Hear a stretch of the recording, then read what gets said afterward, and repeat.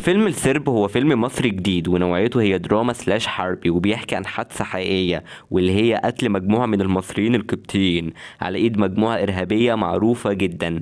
وبنتابع الاحداث وازاي القوات المصرية تصدت للموضوع ده. بشكل عام الفيلم ما عجبنيش رغم انه عنده بداية جيدة جدا ومشهد افتتاحي اكتر من رائع، بس السيناريو في فصوله فاضية ومليان فجوات ومتسرع في تفاصيل كتير مهمة، ومش بتحط اي علامة او تأثير درامي وعاطفي للمشاهد، ومفيش تقديم كويس للشخصيات. وده ادى دلوقتي اني مش فاكر الاسامي خالص رغم اني لسه مخلصه من شويه. يمكن الفصل الوحيد اللي عجبني هو الاخير، وحتى هو كان ممكن يطلع منه احسن، وانا برضو تعقيبي عليه هو التسرع.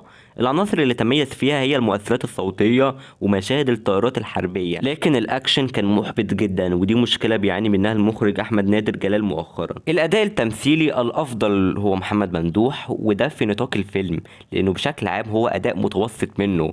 أحمد السقا جيد لكن عنده أفضل بالتأكيد، ومحمد فراج في أول مشهد كويس، بس الممثلين بشكل عام مفيش حد ساب بصمة نهائي. في المجمل الفيلم محبط، وشايف إن معظم عناصره مش في أفضل أحوالها. تقييمي النهائي 5/10.